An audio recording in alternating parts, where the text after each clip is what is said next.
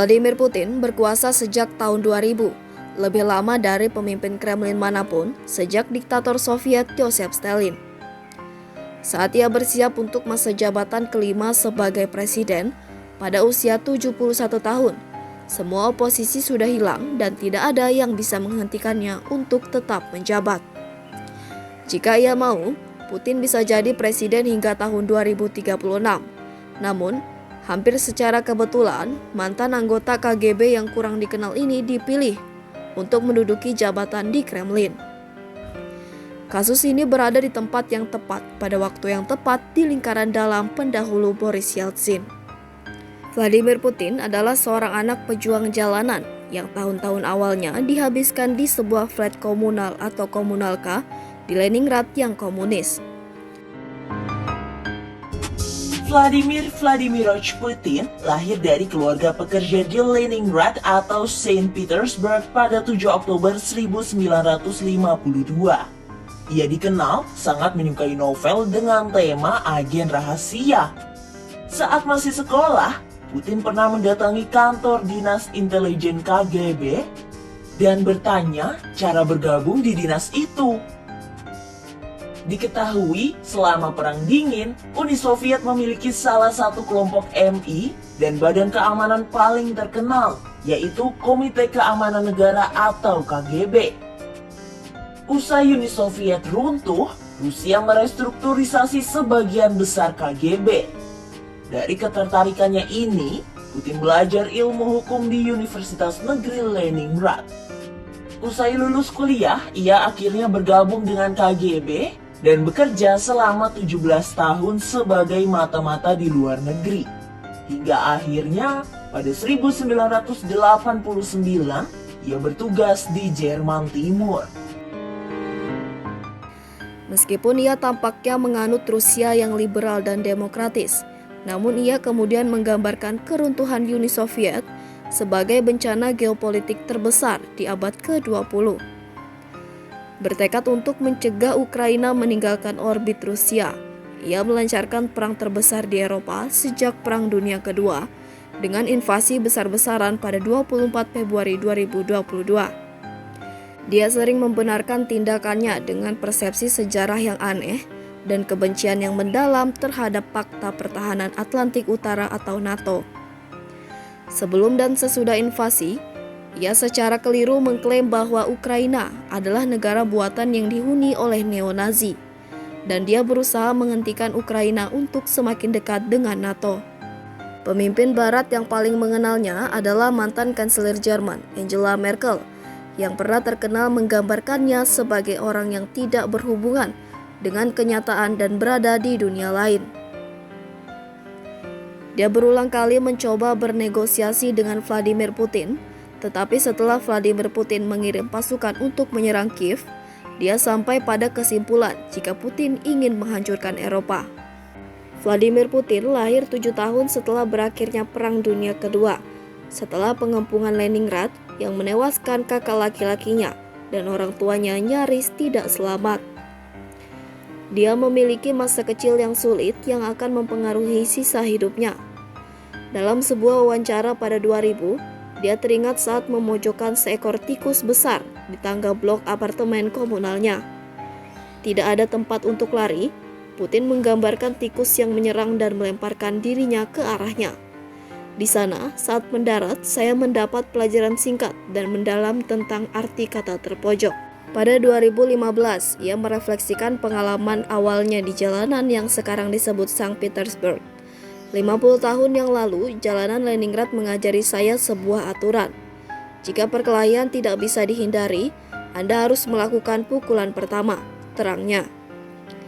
Setelah belajar di Universitas Negeri Leningrad pada 1975, ia langsung masuk ke Dinas Intelijen Soviet KGB.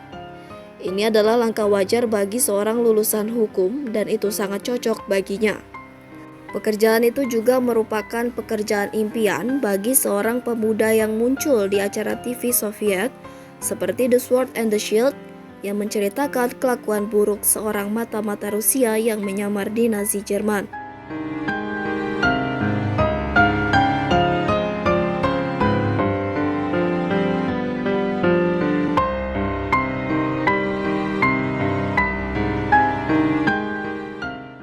Saat ini, dia berbahasa Jerman dengan baik dan dia ditempatkan di kota Dresden di Jerman Timur pada 1985, di mana dia melihat secara langsung runtuhnya negara komunis pada 1989. Dari markas KGB di seberang jalan, ia menyaksikan masa menyerbu markas polisi rahasia Jerman Timur Stasi. Ketika sekelompok kecil mendekati gedungnya dan dia memperingatkan agar tidak pergi. Namun, ketika dia memanggil unit tank Tentara Merah untuk meminta perlindungan, dia menyadari bahwa Rusia tidak dapat membantu. Kami tidak dapat melakukan apapun tanpa perintah dari Moskow dan Moskow diam saja. Tahun berikutnya, ia kembali ke sistem politik terjun bebas. Ia diberi pangkat letnan kolonel, namun tidak pernah berprestasi di KGB. Salah satu atasannya, Nikolai Leonov, menganggapnya sebagai agen biasa-biasa saja. Sampai hari ini, ia mempertahankan sekelompok kecil rekan KGB dari Leningrad sebagai orang kepercayaan terdekatnya. Sekutu lama seperti Nikolai Patrushev, sekretaris Dewan Keamanan Rusia. Dia sangat tertutup tentang kehidupan pribadinya dan menceraikan istrinya Lyudmila pada tahun 2013 setelah 30 tahun menikah. Mereka memiliki 2 anak perempuan bernama Maria Vorontsova, seorang akademisi dan pengusaha, dan Katerina Tikhonova, kepala sebuah yayasan penelitian. Sejak tahun 1991, Vladimir Putin menjadi wakil wali kota baru Leningrad, Anatoly Sobchak, dan seorang penasihat yang sangat dihormati. Ketika Sobchak terpilih, wakilnya diburu untuk bekerja di pemerintahan kepresidenan di Moskow. Ini adalah tahun-tahun terakhir pemerintahan Boris Yeltsin dan kebangkitan Putin sangat pesat. Dia sempat menjabat sebagai Kepala Dinas Keamanan Federal yang menggantikan KGB dan kemudian diminta melapor kepada Presiden sebagai Sekretaris Dewan Keamanan. Pada tanggal 19 Agustus 1999, Yeltsin yang sedang sakit memecat Perdana Menterinya, menggantikannya dengan anak didik berusia 46 tahun yang kurang dikenal yang akan melakukan reformasi menjelang pemilihan presiden pada 2000.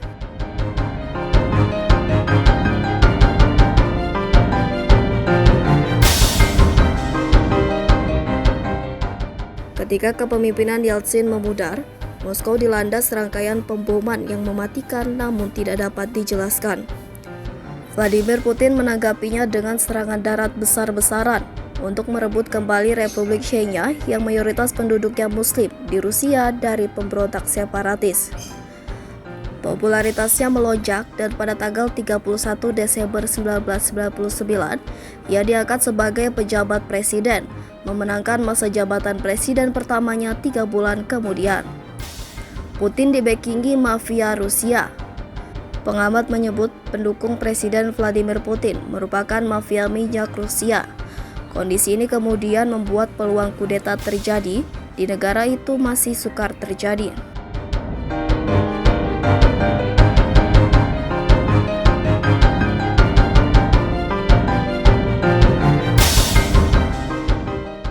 Selain itu, heboh pembocoran kawat diplomatik rahasia Amerika Serikat oleh Wikileaks menyasar Rusia. Negeri beruang merah itu dikecam sebagai negara mafia. Perdana Menteri Rusia Vladimir Putin pun meradang. Salah satu kawat yang bocor mulai Senin lalu itu menyebut Kremlin dibantu para penjahat dan memberi mereka dengan patronase politik, sementara para pejabat tinggi mengumpulkan uang-uang suap mirip upeti. Menurut kawat-kawat itu, Rusia adalah korup, kleptokrasi autokrasi yang berpusat pada kepemimpinan Vladimir Putin, di mana para pejabat pemerintah, oligarki, dan kejahatan terorganisasi terhubung bersama untuk menciptakan suatu negara mafia virtual. Perdagangan gelap senjata, pencucian uang, tindakan memperkaya diri, perlindungan para gangster, pemerasan dan penyuapan, serta sekoper uang dan rekening rahasia bank di Siprus. Kawat-kawat diplomatik itu mencatat gambaran gelap sistem politik, di mana korupsi saja totalnya diperkirakan mencapai 300 miliar US dollar per tahun. Tak aneh bila sulit membedakan antara kegiatan pemerintah dan kejahatan terorganisasi. Salah satu tuduhan yang paling mencolok yang dibocorkan Wikileaks adalah mata-mata Rusia memanfaatkan bos mafia senior untuk operasi kriminal seperti perdagangan senjata. Lembaga penegakan hukum dan kantor kejaksaan faktanya menjadi pelindung jaringan kriminal dan lainnya. Dan Putin dituduh melakukan hal-hal terlarang selama menjabat.